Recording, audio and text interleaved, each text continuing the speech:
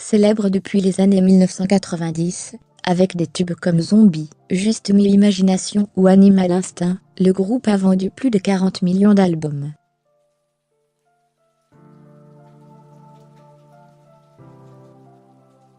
Le Monde Bar Vertical.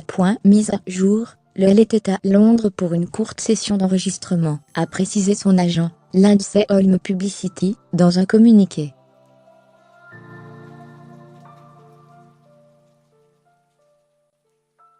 Les membres de sa famille sont dévastés par cette nouvelle, et ont demandé le respect de leur vie privée dans cette période très difficile.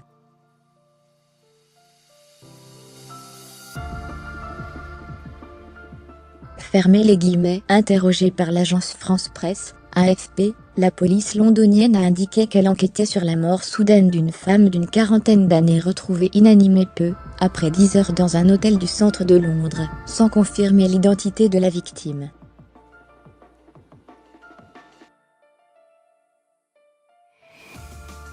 Le prêtre de la paroisse de sa ville natale Friarstone, dans le comté irlandais de Limerick, a indiqué que la chanteuse serait enterrée en Irlande.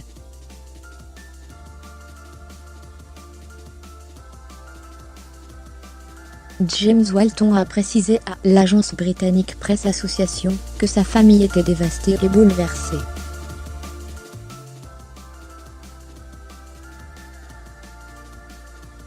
Sa famille attend encore des détails en provenance de Londres sur sa mort, a-t-il ajouté.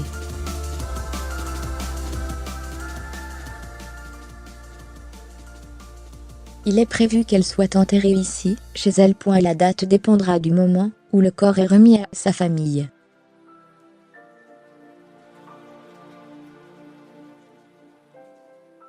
Particulièrement célèbre dans les années 1990, avec des tubes comme Zombie, Sur la guerre en Irlande du Nord, Juste My Imagination ou Animal Instinct, le groupe a vendu plus de 40 millions d'albums à travers le monde.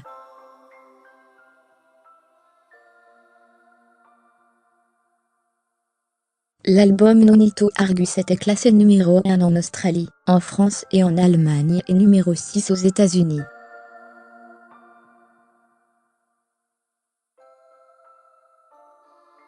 En 2003, lassé des tournées intensives et en panne d'inspiration, le groupe formé à Limerick, en Irlande, avait décidé de faire une pause.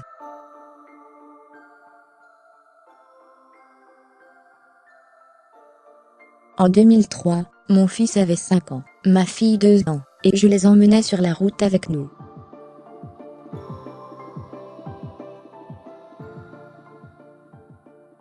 J'ai compris que ce n'était pas juste pour eux. Et puis, du point de vue créatif, nous étions dans une ornière.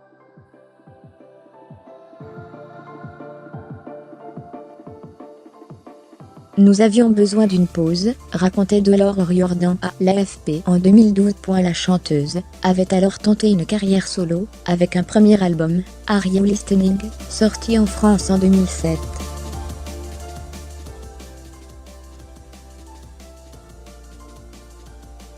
Les Cranberries s'étaient retrouvés en 2009, et avaient sorti l'album Raw 3 ans plus tard.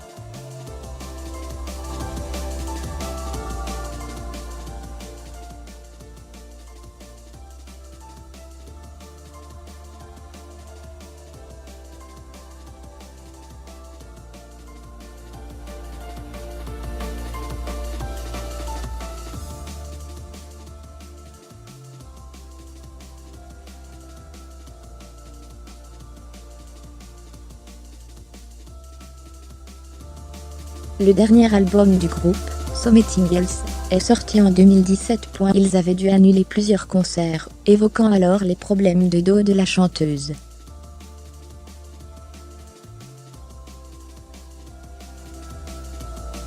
Peu avant Noël, Delore O'Riordan publiait un message sur la page Facebook du groupe. Bonjour à tous, ici, Delore.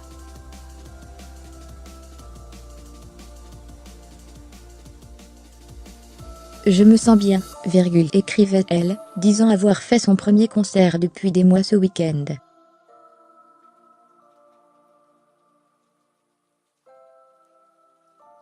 En 1994, la chanteuse irlandaise avait épousé le manager du groupe Duran Duran, Don Burton, avec lequel elle a vécu 3 enfants.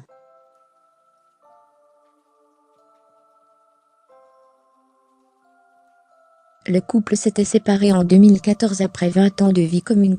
Nous sommes anéantis, a réagi Duran Duran sur Twitter.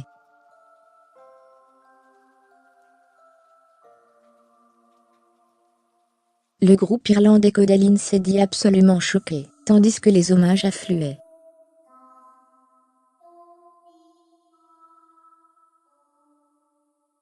Dave Davy, du groupe The Kink, a publié une photo où il apparaît à ses côtés. Je suis vraiment choqué que Dia Dolores O'Riordan soit morte si soudainement.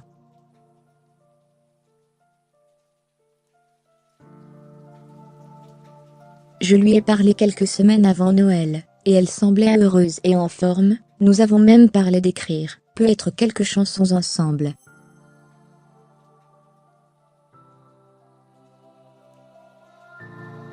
Fermez les guillemets. Le président irlandais, Michael Egan, lui a également rendu hommage en affirmant qu'elle et son groupe ont une immense influence sur la musique rock et pop en Irlande et à l'étranger.